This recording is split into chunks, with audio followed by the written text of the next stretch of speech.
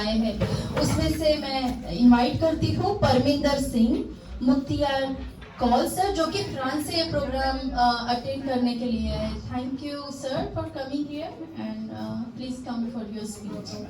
मैं चाहूँगी कि आप दोनों सर आ जाइए।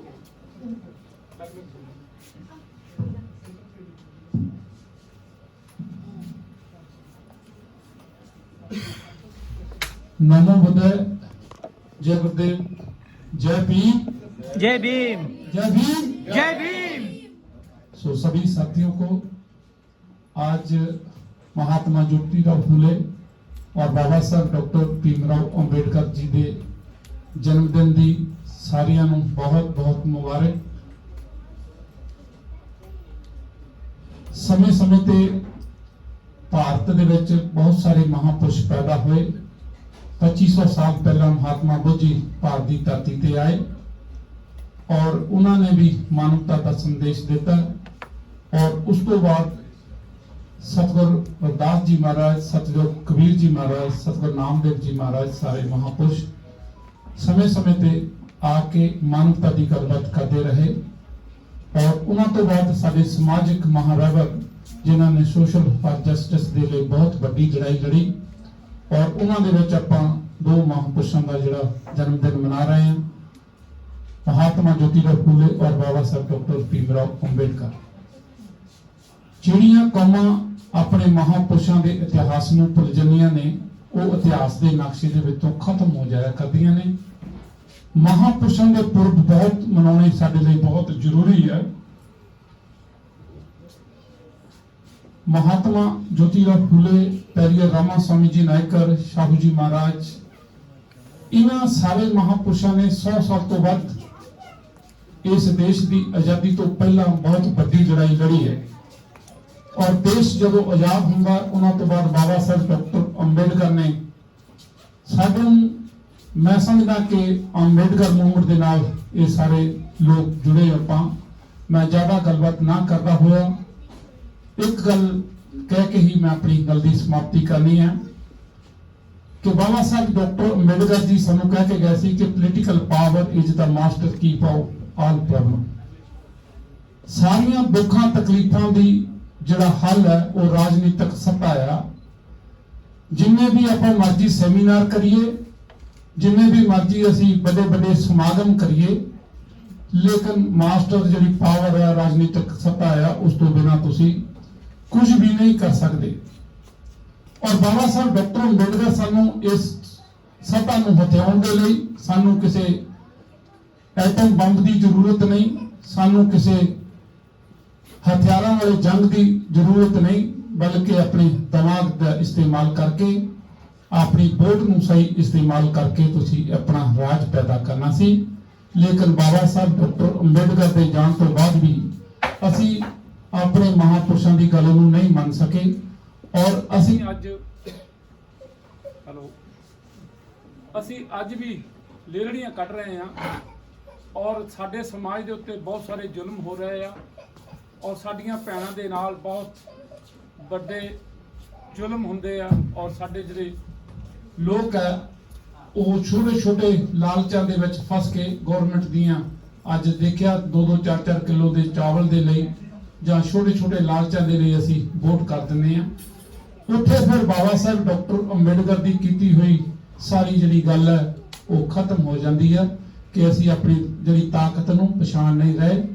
सो अंबेडकर इंटरनेशनल मिशन हॉलैंड की टीम का असी बहुत बहुत धन्यवाद करते हैं जिन्हां ने सानू इस अज दे इस समागम दे विच इनवाइट किया और असी गुरु रविदास जयंती ते इन्हां नूं मिले सी ते इन्होंने सानू कहा सी कि तुसी भी अज दी इस प्रोग्राम दे विच शामिल होना।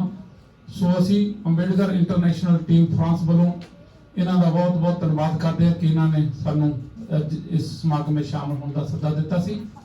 और मैं पेरिस के बारे एक दो गल जरूर दसनी चाहांगा कि 2014 दे विच असी पेरिस दे विच इंटरनेशनल कॉन्फ्रेंस कीती सी।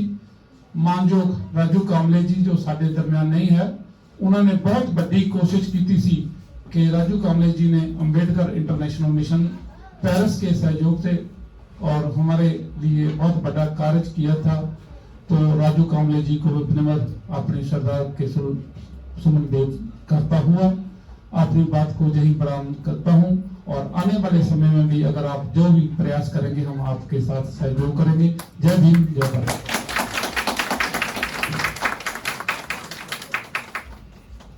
Thank you so much Parminder sir, आपने आपकी राजू कामरे सर के साथ जो आपकी मीटिंग हुई थी फ्रांस की वो हमारे साथ शेयर करने के लिए धन्यवाद। हमें ये भी पता नहीं था, आज पता चला है कि राजू कामरे सर फ्रांस में भी आके गए थे, ये हमारे लिए नई बात है, धन्यवाद। इसके बाद मैं मुख्तियार कौल सर जो कि फ्रांस से आए हुए, उन्हें इनवाइट करती हूँ कि वो अपने 2 शब्द हमारे सामने प्रस्तुत करें।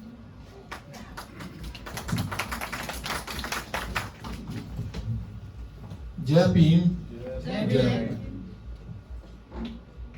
आज हम जहां बाबा साहब भीमराव अंबेडकर और फूले जी की जयंती पर एकत्र हुए सभी साथियों को जय भीम, जय भारत। हम पेरिस से 500 किलोमीटर चलकर जहां आए हैं और इन सभी भाइयों ने हमें जहां बुलाया और हम चलकर आए हैं, किस लिए कि बाबा साहब की जयंती पर। बाबा साहब की जयंती मनाना हमारे लिए क्यों जरूरी है। आज हम बच्चों के अपनों के जन्मदिन मनाते हैं, लेकिन बाबा साहब भीमराव जी को हर साल हर जगह वर्ल्ड में याद किया जाता है, उनकी जयंती पर और उनके परिनिर्वाण दिवस पर।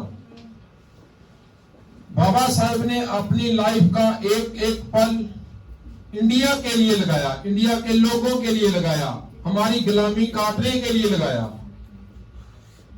हमारा समाज गुलाम था, आज मनु की फिर व्यवस्था हमें गुलाम बनाना चाहती है। हमारे बच्चियों के साथ यूपी में क्या हो रहा है, बिहार में क्या हो रहा है, पूरी इंडिया में क्या हो रहा है, ये हमें सोचने की जरूरत है, समझने की जरूरत है। अगर आज हम पढ़ लिख कर भी नहीं समझ पाए तो फिर हम अपने बच्चों को गुलामी देकर चले जाएंगे और हमारे बच्चे ये सोचेंगे कि हमारे बाप दादों ने हमें गुलामी मूल लेकर दी है। बाबा साहब अकेले ने हमारे सपनों को पूरा करने के लिए हमें आजादी दी और 5000 साल का इतिहास बदलकर जुग पलट कर रख दिया और हम मिलकर भी एक रहबर का सपना पूरा नहीं कर सके। इसमें दोषी कौन है? हम लोग हैं, जो हम छोटे छोटे लालचों में आकर अपनी वोट बेच रहे हैं, अपनी इज्जत बेच रहे हैं। हमें सोचना पड़ेगा, हमें समझना पड़ेगा। अगर अब भी नहीं हम समझे तो फिर कब समझेंगे जब हम इस जहां से चले जाएंगे। मैं उन लोगों को बधाई का पात्र मानता हूं जो बाबा साहब की ऐसी जयंती मनाते हैं और बाबा साहब को याद करते हैं। अपने बच्चों को, अपने परिवारों को पाल कर नाल ये भी सोच रहे हैं कि हम अपने रहबरों को याद करते हैं। गुरु रविदास जयंती मनाते हैं, सतगुरु कबीर जयंती मनाते हैं। हम उन लोगों को नमन करते हैं कि अपने रहबरों को याद करते हैं। उनका जो देना हम नहीं दे सकते, हमारा एक एक खून का कतरा करजाई है बाबा साहब का। बाबा साहब ने हमारे लिए 4 बच्चों की कुर्बानी दी। किसी को याद है या नहीं याद है?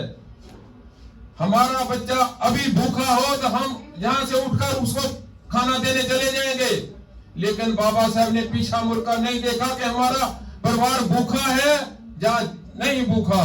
उसने नहीं देखा, उसने हमारी गुलामी काटने के लिए ये सब कुछ छोड़ दिया। हमें सोचना पड़ेगा, हमें समझना पड़ेगा। बाबा साहब की लाइफ क्या थी, सतगुरु रविदास महाराज की लाइफ क्या थी। 151 साल की सतगुरु रविदास ने आजू जी, लेकिन काम किसके लिए किया? हमारे लिए किया। क्या हमने उसको याद किया कभी? हमने सोचा ये बातें कभी सोची? कभी नहीं सोची। क्यों नहीं सोची? क्योंकि हमें तो बाबा साहब ने आजादी लिख कर दी थी। जब हम पैदा हुए तो हमारे सराहने पे आजादी थी, हमने माननी शुरू कर दी। एजुकेशन की कोई टेंशन नहीं थी, दवाई दारू की कोई टेंशन नहीं थी। लेकिन जितना जलील बाबा साहब इंडिया की धरती पर हुए हैं कोई नहीं हुआ। सोचकर देखो, उस रेबर को जिसने 32 डिग्रियां हासिल की है और उसको नाई बाल काटने से हटाकर बोल देता है आप शूदर है, चले जाओ जहां से। स्कूल में पढ़ने की कोई आजादी नहीं थी, कैसे बाबा साहब पढ़े हैं? हमें सोचना पड़ेगा, हमें समझना पड़ेगा। अगर आज भी हमारा समाज नहीं सुबह उठा तो मनुस्मृति दोबारा लागू हो जाएगी।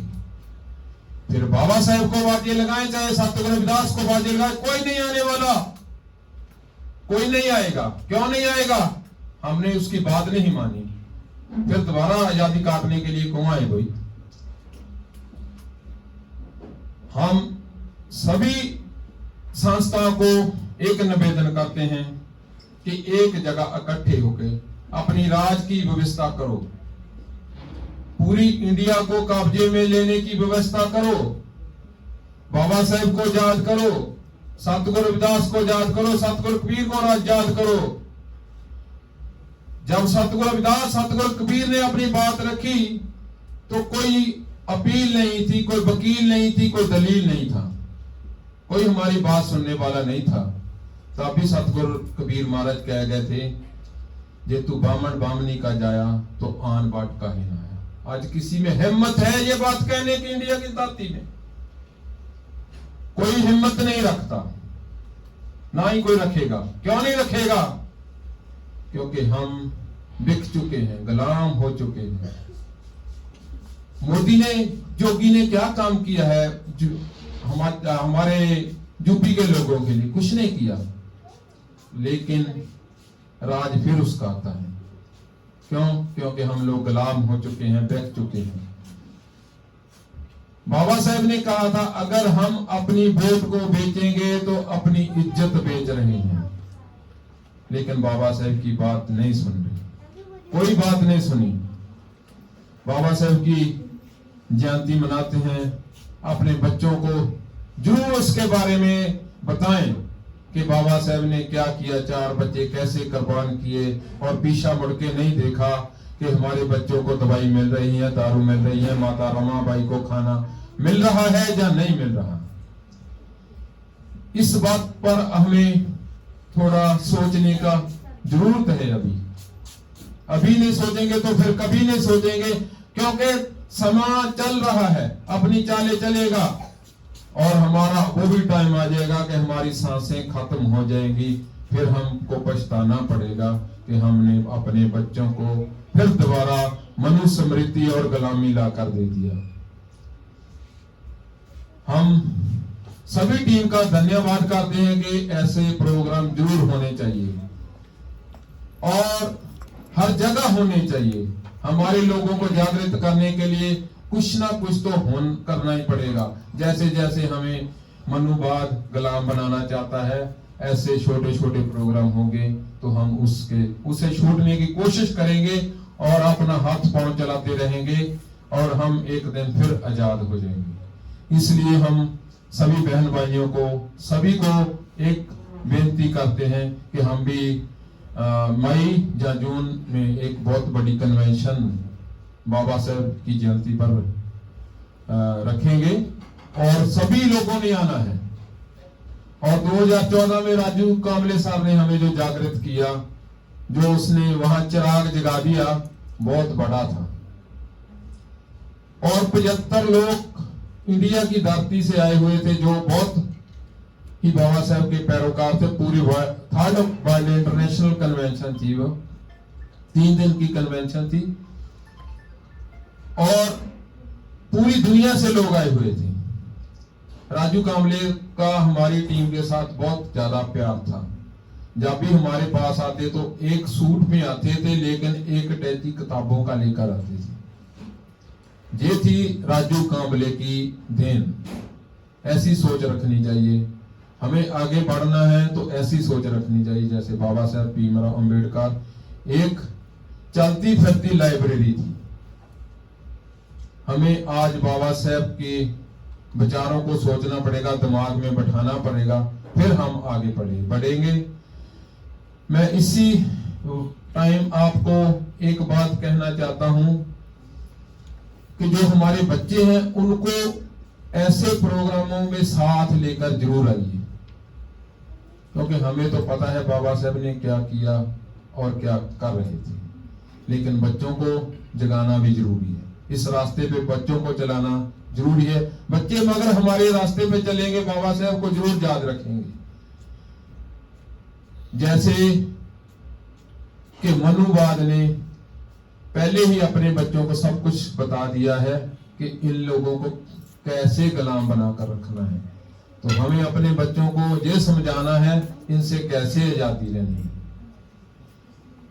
मैं ज्यादा नहीं बोलूंगा क्योंकि टाइम की शॉर्ट है। अगर हम परमिंदर भैया भी बोलना चाहे तो 3-4 घंटे लगातार बोलेंगे तो बाबा साहब की बातें खत्म नहीं होगी। क्यों? क्योंकि बाबा साहब ने काम ही इतना किया।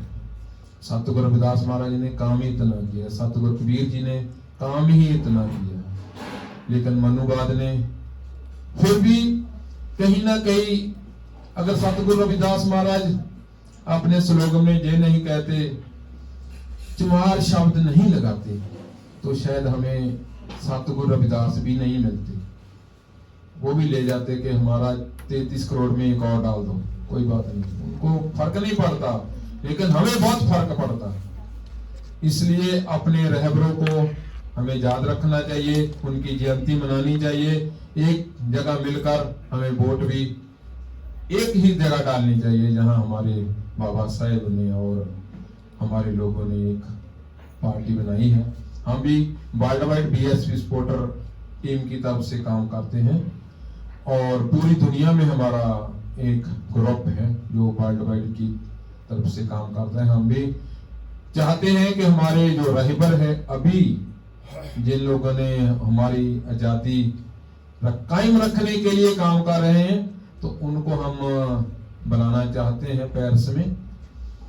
तो हो सके तो सभी एक बस वर्ग नीदरलैंड से आना, तो हम आपको वेलकम कहेंगे और पेरिस का सतगुरु अम्बेडकर जयंती में आपका वेलकम करेंगे। तो हम यही अपनी बात को रखते हैं। किसी को मेरी बात अच्छी ना लगे तो क्षमा करना। जय भीम, जय भारत। थैंक यू सर, आपने बहुत ही जो अभी गंभीर विषय चल रहा है मनुवाद, उसके संबंध में हमें बातचीत बताई है। और हम ज़रूर प्रयास करेंगे कि हमारी सारी टीम जो जर्मनी से आई है, बेल्जियम से, ये नीदरलैंड से भी हमारी जो टीम है वो हम प्रयास करेंगे कि हम पेरिस में आएंगे। Thank you so much call sir. इसके बाद मैं अजय मेहमी सर को इनवाइट करूंगी कि वो अपने दो शब्द हमारे सामने।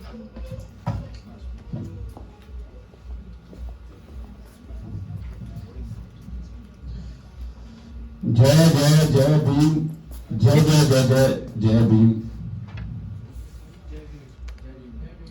सभी जितने भी आज साथी यहाँ पे पहुंचे हुए हैं, सतगुरु रविदास टेम्पल धनहार की तरफ से आप सभी को बाबा साहेब बी आर अम्बेडकर साहब के 134वें जन्मदिन की लाख लाख शुभकामनाएं।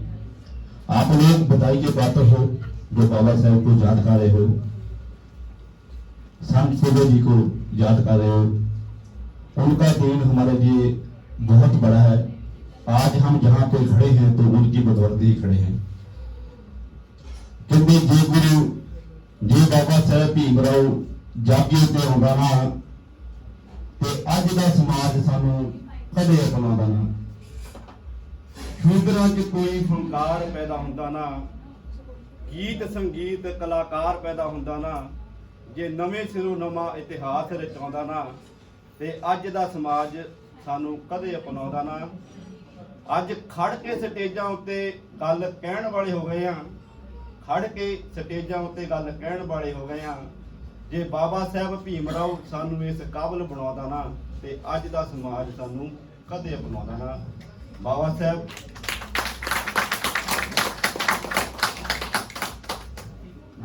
भीमराव अम्बेडकर साहब, आपको मालूम ही है कि उन्होंने 4 अपने संतान हम लोगों के लिए बात दी।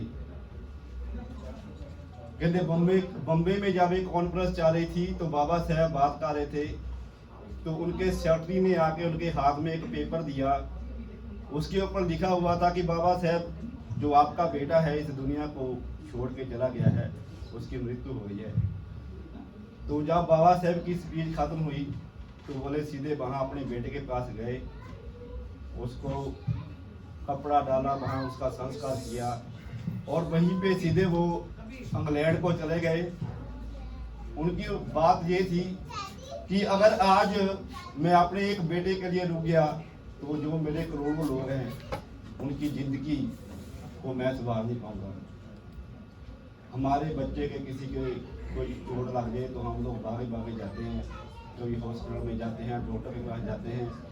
जिसका बेटा खुद का सामने पड़ा हो कफन में और वो समाज के बारे में सोचे, सॉरी मेरे को याद आके अब रोना आ रहा है वो चीज।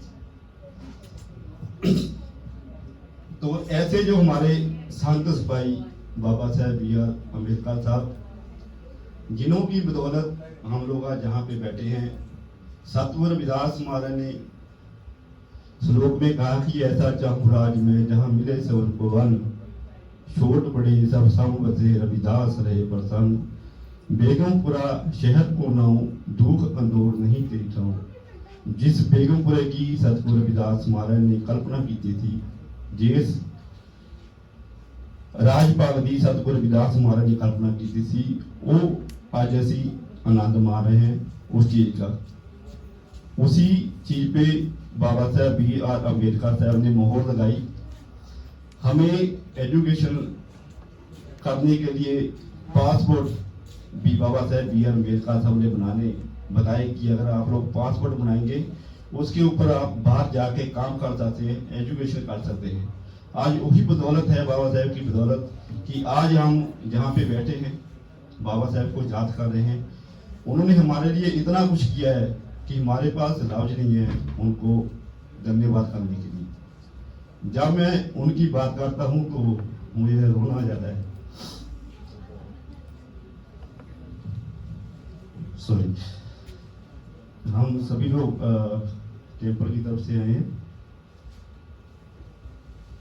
हमने नेक्स्ट मंथ या उसके अगले मंथ में बाबा साहब बी.आर. अम्बेडकर साहब का तीसरा जो फुटबॉल टूर्नामेंट करवाते हैं हमारी प्रबंधक कमेटी, तो हम सभी आपको निवेदन करते हैं कि वहाँ पे आप लोग सभी ने पहुँचना, सभी ने वहाँ पे अपने अपने विचार रखने हैं। और हमारे गुरु घर से टेम्पल से हमारे प्रबंधक कमेटी आपके लिए कुछ लेकर आए हैं। मैं आपके मेंबर्स वन से बेनती करता हूँ कि कुछ आप जो मेंबर हैं आपके वो वहाँ पे आए, तो उनसे वो जो आपके लिए कुछ लेकर आए हैं वो आपको देना चाहते हैं।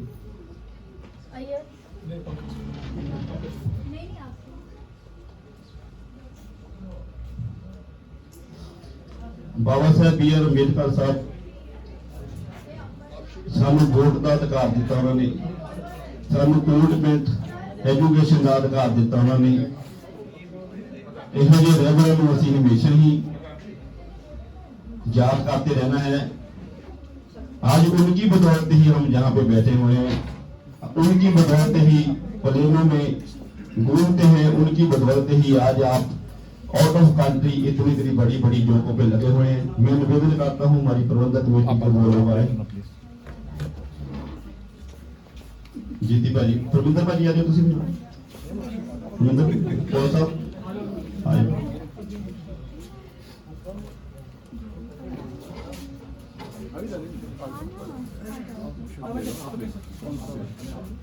कोई हमारे भाई ये हमारे अरे हम आपको नहीं जरूरत नहीं है तो कितना जरूरत नहीं कोई बात नहीं। क्या है जो हम आपके हमारे भाई है ना, तो इसलिए हम आपको जो आपने ऑब्जर्वेशन किया है तो हम आपको ये हेल्प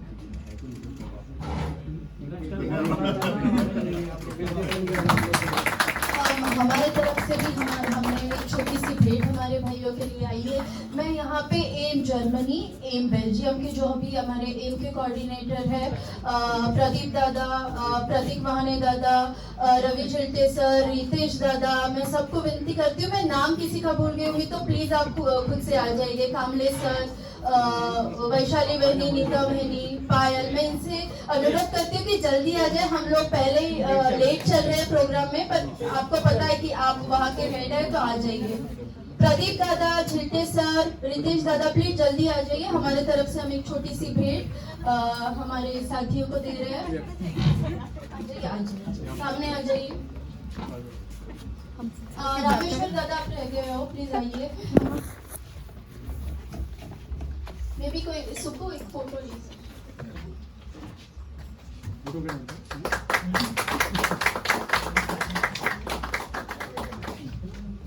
बहुत बहुत धन्यवाद आपका, आप सब आए। और अब हम आशा करते हैं कि अगले साल से हम सब लोग मिलके बहुत जोरों से 14 अप्रैल का प्रोग्राम और भी बड़ा और अच्छा कैसे कर सकते हैं, अगले साल से हम प्रयास करेंगे। बहुत बहुत धन्यवाद आपका, आप यहाँ पे आए सब लोग। हम एम यूरोप की तरफ से आप सबका फिर से हम लोग आपको आभार करते हैं। और मैं इतनी की बात कहकर समाप्ति करना चाहता हूँ कि नेक्स्ट साल जब हम लोग बाबा साहब की जयंती मनाएंगे तो एक ग्रुप में हम लोग मनाएंगे, और जितना भी खाना बनाना है वो हमारी टेम्पो की प्रबंधक कमेटी से होगा। हम एक जगह साल लेके उसको इंटरनेशनल लेवल पे ये काम करेंगे। नेक्स्ट टाइम जो हम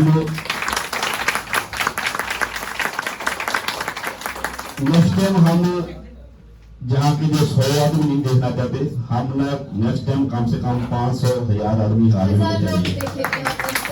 तो हमें देखते हैं कि नेक्स्ट टाइम जब भी आपका प्रोग्राम हो, और हम इनवाइट करते हैं प्रबंधक कमेटी की तरफ से कि जल्दी से आपसे हम लोग कॉन्टेक्ट करके एक मीटिंग रखेंगे। उस मीटिंग में हम लोग जो भी अपनी प्रॉब्लम्स है, जो भी हमने काम करने हैं, वो सभी हम लोग एक पेपर पे लिख के आप लोग को बताएंगे, बात करेंगे उसके ऊपर।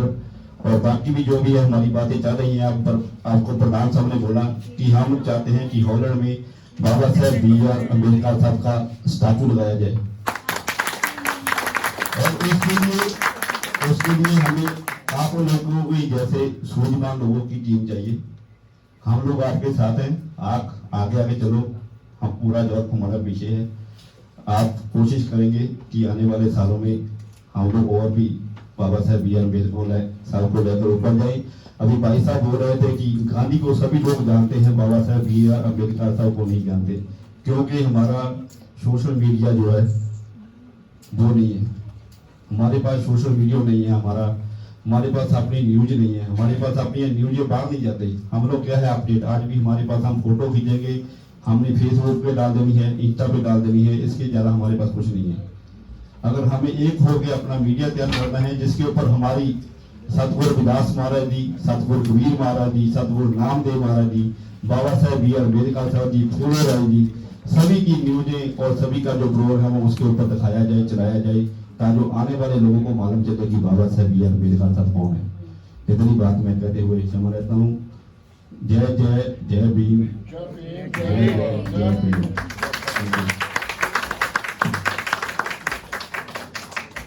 Thank you so much Ajay sir, आपने यहाँ पे जो जितने भी लोग बैठे हैं उन सबको भावुक कर दिया। हमारे मराठी में एक सॉन्ग आया है, बोलते हैं तुम्ही खाता त्या भाकरीवर बाबा साहेबाची सही आहे र।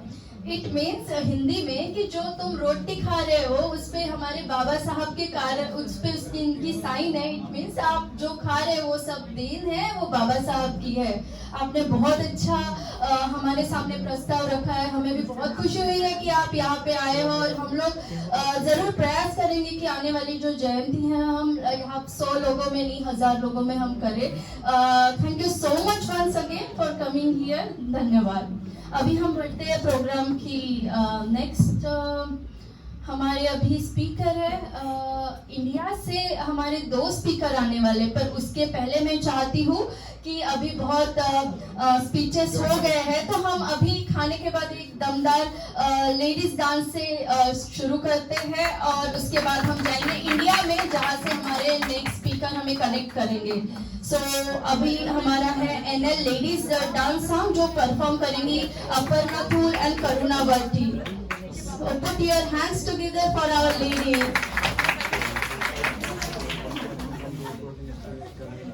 Oh, sorry, I'm so sorry.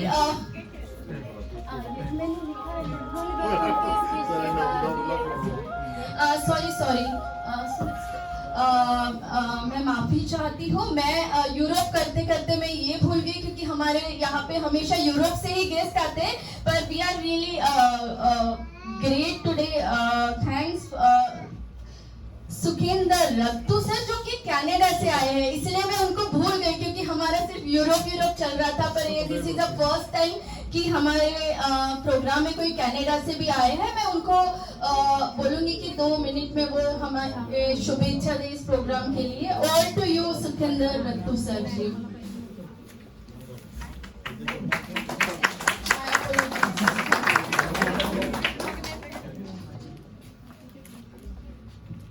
Canada थोड़ा समुद्र के need some time to reach out there, so ये सब अच्छा है। Thank you so much. But सबसे पहले मैं चाहूँगा कि इस हाल को थोड़ा पता चलना चाहिए।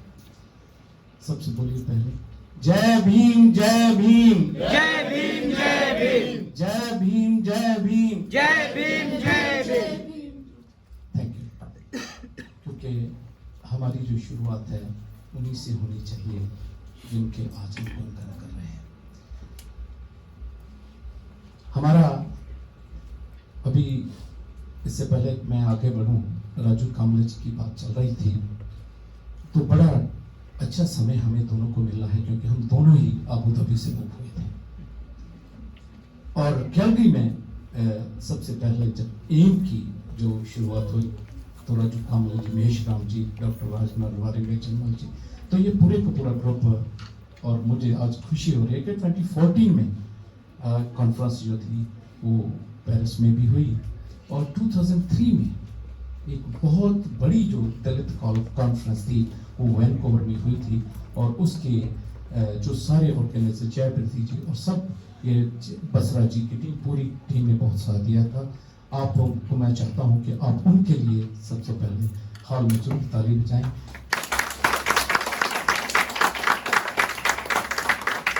ऐसे प्रोग्रामों को आपको एग्जीक्यूट करने के लिए बहुत बड़ी एनर्जी चाहिए होती है। आज आप लोगों को भी बहुत बधाई जो हॉलैंड में ये सारा प्रोग्राम आप ऑर्गेनाइज कर रहे हो। मैं आगे बढ़ने से पहले, क्योंकि जो गुरुदास सोसाइटी ऑफ कैलगरी है, उनके जो गुरु कर रहे हैं, उनका भी जो फाउंडर मेंबर की तरह काम करने का सौभाग्य प्राप्त हुआ है।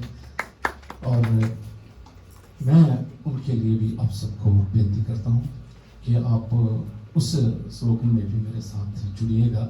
जो बोले सो निर्भय सतगुरुदास महाराज की जय। Thank you. बाबा साहब के लिए कुछ भी बोले, उन्होंने तो जितनी किताबें लिखी हैं वो हम तो उनके नाम अतर भी नहीं लिख सकते। हमारे बहुत सारे लोगों को स्पॉन्सर किया हम, गुरनाम सिंह सर जी, संतोख लाल प्रीति जी, बहुत सारी बुक्स है जो स्पॉन्सर की गई है गुरुदास सोसाइटी ऑफ कैलगरी की तरफ से भी। जब भी बाबा साहब के लिए कुछ बोलना होता है तो शब्द थोड़े छोटे पड़ जाते हैं, पर फिर भी मैं कुछ चंद शब्दों में कोशिश करूंगा कि बाबा साहब की 1% को हम सलाह करें, हम उनके आगे नमन हों। ज्ञान की मूर्त, symbol of education and intellectuality.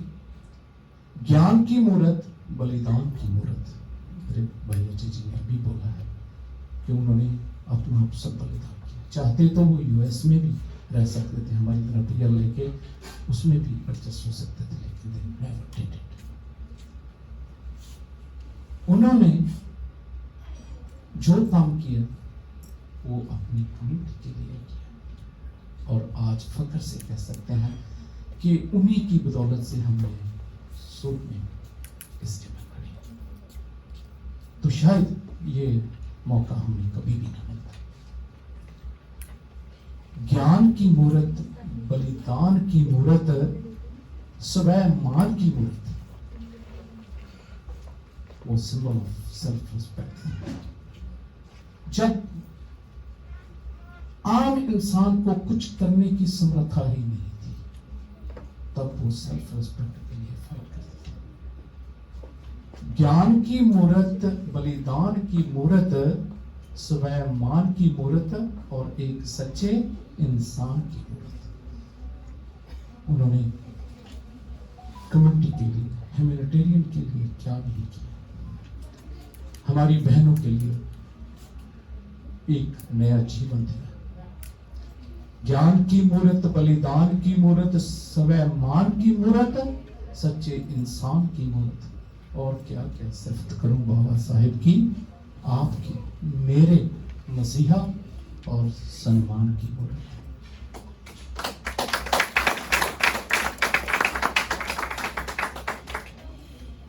और मैं आप सबको, आप सभी हॉलैंड के बहन भाइयों को, यूरोप के सभी मेंबर साहिबान को, बाबा साहब मिशन के, doctor Ambedkar international mission Europe के लिए, हमारे गुरु रविदास सभा पेरिस के लिए, गुरु रविदास सभा डेन हॉग के लिए और जो सभाएं हमारी इंडिया से भी हमारे मेंबर साहिबान आए हुए हैं, उन सबको बाबा साहब जी के 134th जो बर्थ एनिवर्सरी है, हमारी पूरी गुरु रविदास सोसाइटी ऑफ कैल की मेंबरों की तरफ से, Guru Ravidas immigrant seniors association Calgary की तरफ से, जो अम्बेडकर इंटरनेशनल मिशन कैलगरी की तरफ से और अम्बेडकर इंटरनेशनल कोऑर्डिनेशन सोसाइटी की तरफ से आप सबको बहुत बहुत बधाई देता हूँ। और इसी साथ ही मैं महात्मा ज्योतिबा राय फूले के साथ उनके आगे भी नमन करता हूँ, जो हमारी कौम के एक बहुत अच्छे गाइडेंस रहे। आप सबको आज इस शुभ अवसर पे जो आप हॉलैंड की टीम इस प्रोग्राम को ऑर्गेनाइज कर रहे हो, आप भी बहुत बधाई की पात्र हो। जो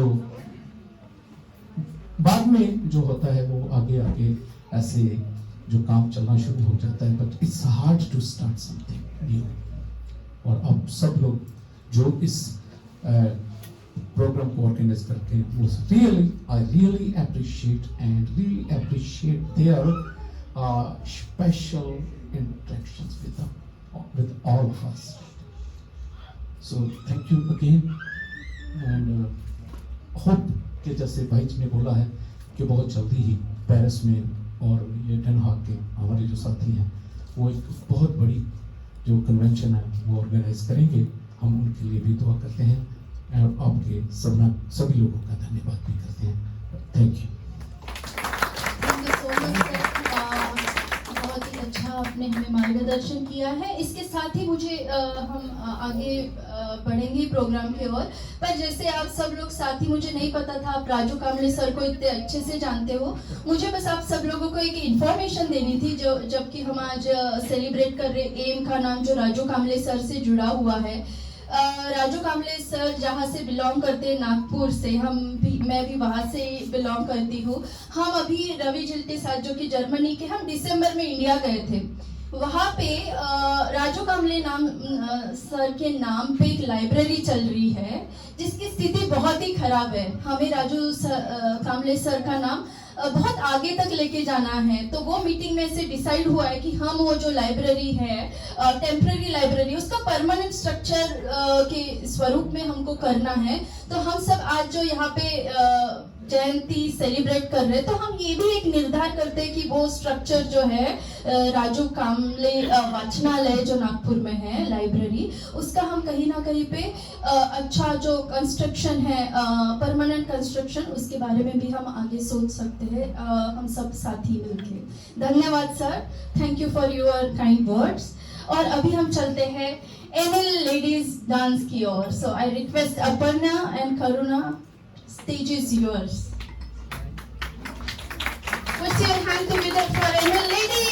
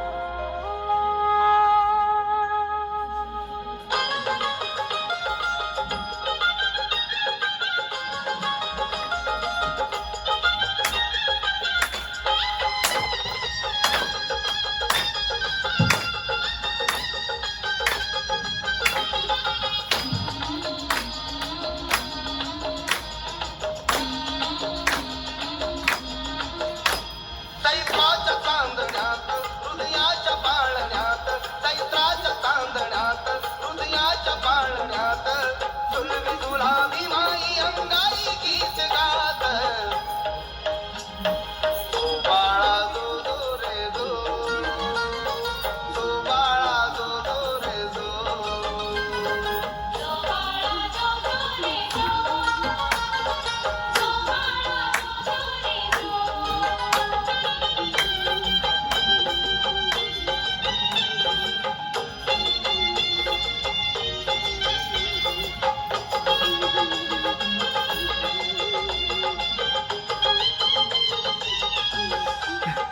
सुभेदार रामजी रत्न घे चौदाव सुभेदार रामजी रत्न घे चौदाव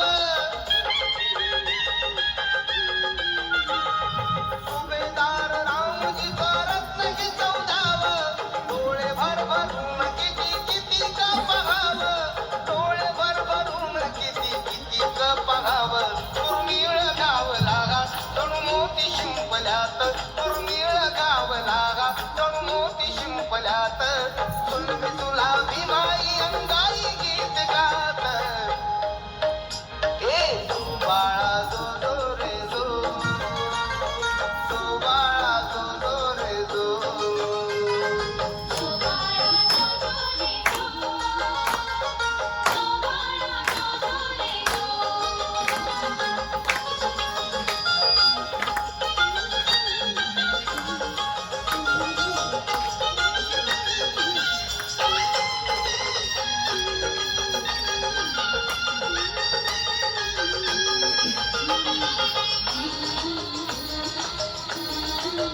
घुमघुमले राम सारे चौघडी वाजले घुमघुमले राम सारे चौघडी वाजले घुमघुमले राम सारे चौघडी वाजले भीम बाळ पायी मऊ गावते गाजले भीम बाळ पायी मऊ गावते गाजले मिरवते मिराच्या सुरम्य सोहळ्यात मिरवते मिराच्या सुरम्य सोहळ्यात सुलभी तुला भीमाई अंगाई गीत गात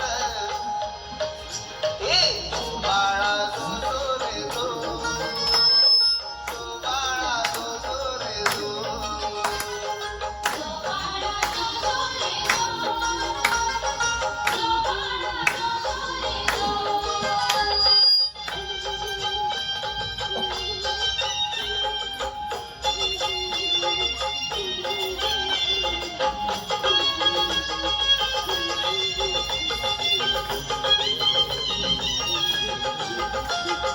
पलटणीतले सारे शिपाई बंधू संगती पलटणीतले सारे शिपाई बंधू संगती पलटणीतले सारे शिपाई बंधू संगती हा विरण विराला मानाचा मुजरा देती हा विरण विराला मानाचा मुजरा देती वाजली रणदुतुंबी विजयाची जीवनात वाजली रणदुतुंबी विजयाची जीवनात सुलभी तुला भीमाई अंगाई गीत गात ए तू बाळा दो दो रे दो तू बाळा दो दो रे दो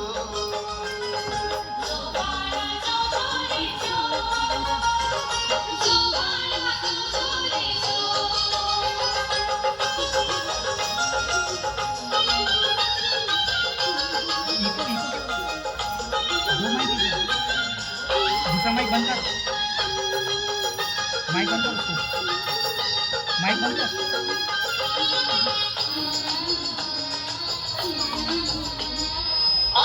1891ची आठवण ताजी 1891ची आठवण ताजी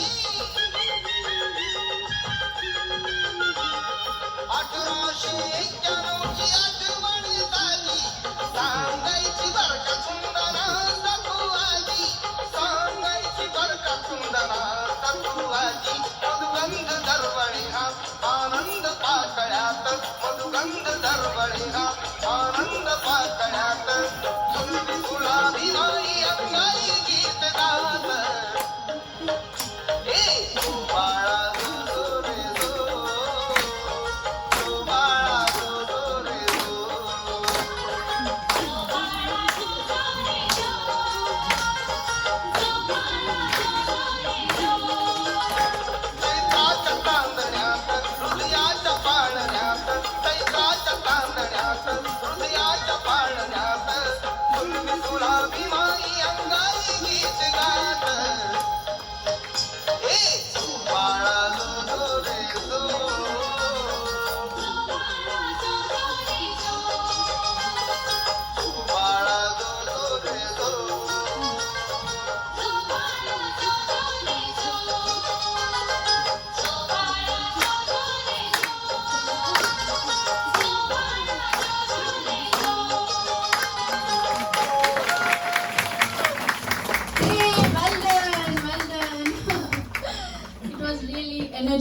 performance, Aparna and Karuna. Thank you.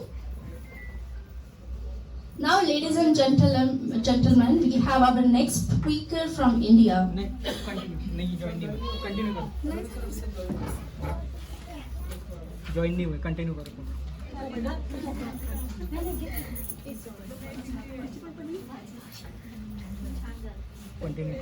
Continue करो. Now, it's time for presentation. So, I would request my Vismay Bansor to present. Light बंद करो. I don't know about Baba Saheb, Mahatma Phule or something else.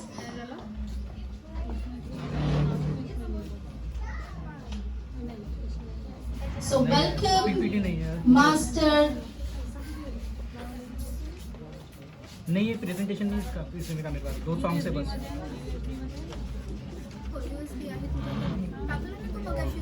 अरे 2 song डाला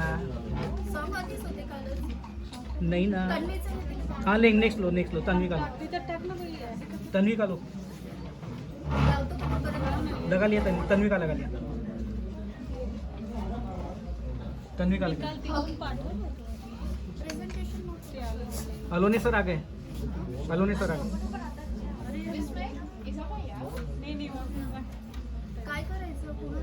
Alone sir को इसमें था.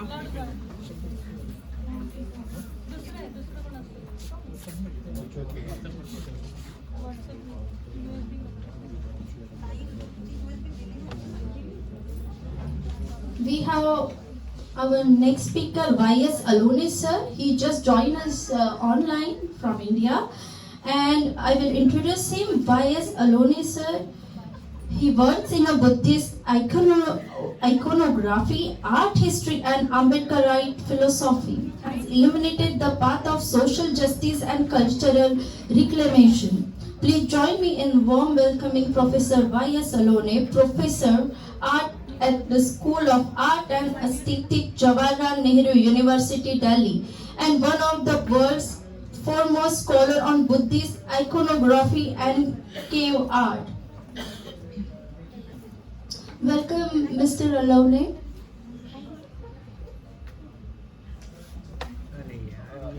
Thank you, ma'am.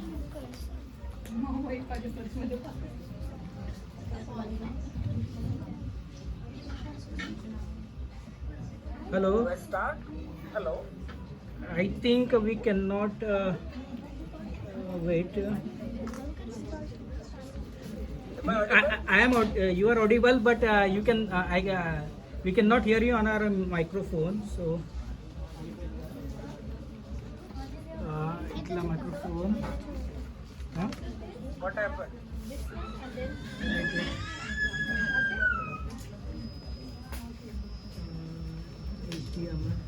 Can you speak? Yeah. Yes. Am I audible? Yeah, you are audible. Okay, fine.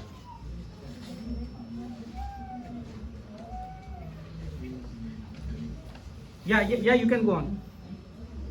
So, shall I start? Yes. Okay. At the outset, I thank everyone for inviting me for this to deliver this particular talk. I appreciate it, and how much time do I have to speak, because your schedule is going late, so I just want to know how 20 much time minutes, you sir. give me. So I got a reminder 20 minutes, sir. 20 minutes. Okay, fine. So there are a lot of things one can speak about Dr. Ambedkar, and the first and foremost important thing, like we are generally narrated how Ambedkar is narrated. In the state of Maharashtra, I think there are, in the modern India, there are 3 important people which Maharashtra has produced. One is Mahatma Phule, another is Shahuji Maharaj, and third is Dr. Ambedkar. So, Mahatma Phule, Shahuji Maharaj, Dr. Ambedkar, all are exported outside Maharashtra, but certainly Dr. Ambedkar is one icon who is exported outside India. So we have a universal kind of an icon, which has a universal appeal, which is an international public. And it's not just because Dr. Ambedkar studied in US and like that, but because of his idea that he has put it in the form of writings.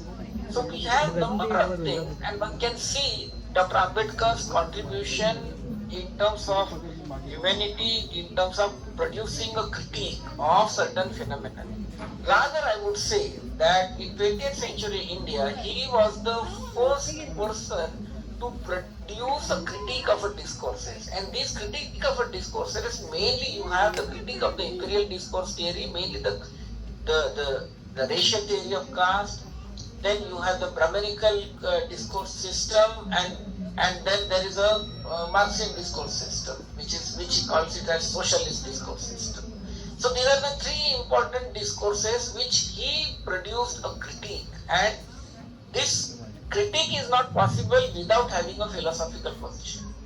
So this is something which one has to understand and not to typify Baba Saheb into a ghettoized kind of a category.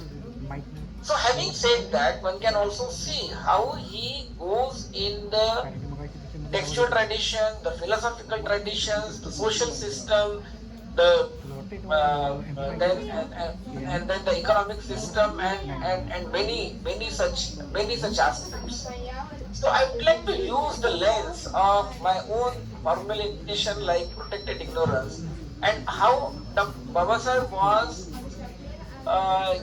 is a person who represented that anti-protected ignorance ethos. So when I talk about protected ignorance, I simply say, how do I define my protected ignorance? So the concept of protected ignorance can be defined, can be understood in a very simplistic way. Say for example, a professor of physics gets up in the morning and pours water to sun. I think this is a fantastic example of protected ignorance. Similarly, when the I always say that that it has to have a rational means. So the philosophers say that rationality is always relative, and I accept that argument. Yes, rationality is always relative, but it depends on its objective. If the objective of the rationality is that of warding of the ignorances, then it becomes a righteous rationality. And if the objective of the rationality is not to ward off the ignorances and maintain those ignorances, then it becomes unrighteous rationality, and consequently it becomes protected ignorance. You have another, the academic and knowledge production system in India or in the world can be interrogated through the conceptual formulation of protected ignorance. Whether it is aiming at killing your ignorances, making you the creating any kind of an enabling process or not, that becomes a big challenge for anyone. And there are very few people who accept that challenge and make and get involved in the righteous knowledge production process. And people would always regard it as something very relative, something which is very personal, something which is so much guided by your empirical evidences. Indeed, it is guided by the empirical evidences. Indeed, it is guided by your, it is also guided by your personal agenda and personal understanding.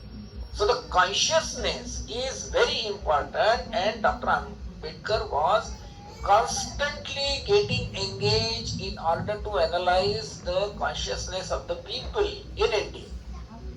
Now I will just give you a small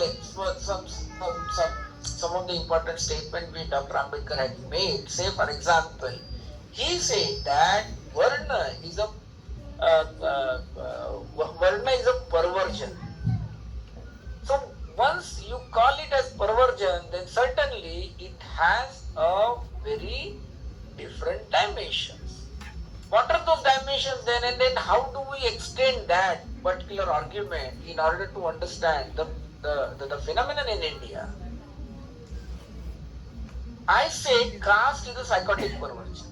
And why do I say caste as a psychotic perversion? Precisely because Dr. Ambedkar observed that Varna is a perversion and caste is also product of the Varna, and therefore caste is a psychotic perversion. So what is being practiced in India and also outside India, those Indians who migrate from the migrated from India, they also practice caste. They take caste along with them, and this was very categorically said by Dr. Ambedkar that they travel with their caste. And this becomes a very loaded statement and an observation, and it also has the practical dimensions. And what are those practical dimensions? See, there is whole idea of sacred and divine, which constantly get eulogized, which constantly get inscribed in the minds of the Indians, in the minds of the people who are not only living in India but living outside India. Now, another example of protected ignorance, I would like to recall the incident during the COVID time, that thali bajao, like you bang the plates and you clap and the COVID will go away. So thali bajao, corona jayega. This is the kind of a nonsense, and this nonsense is a product of consciousness of senselessness. How this consciousness of senselessness is constantly re-inscribed in the public sphere, that has to be understood. And it is from this perspective you will notice that Dr. Ambedkar produced the critique of our traditions, including that of even Buddhism. He makes it very clear that the text, the Buddhist text, I mean, he specifically cites the example of Kutak Nikaya, and he finds that there are interpolations in the text, that you cannot read the text at a face value, and you have to understand the textual formulations, and the Buddhism is reduced to a simple monastic persuasions. And this particular idea was completely denounced by Dr. Ambedkar, and therefore he enters deeply into the textual traditions of the Brahmanical literature as well as the Buddhist literature, and he makes those observations very, very clear. When it comes to the Marxist kind of a logic, so there is this, you know, often it is said that, you know, that Dr. Ambedkar did not deal with the economy and economic and all that. I mean, and these are the nonsense which has been produced by the Marxists of India. And even the present day Marxists of India, they would like to stick to this kind of an ideas. Or even for that matter, the Marxist paradigm of postmodernity has been adopted in the Indian academic pedagogy without criticality. And it gave rise to the formation of the organic system of protecting the ignorance and making the critique of ideology as mere momentary process of intellectual discourse. And this is where the trouble begins. And the whole idea of making claims of how you denounce the presuppositions and come out of your presuppositions, but in reality you live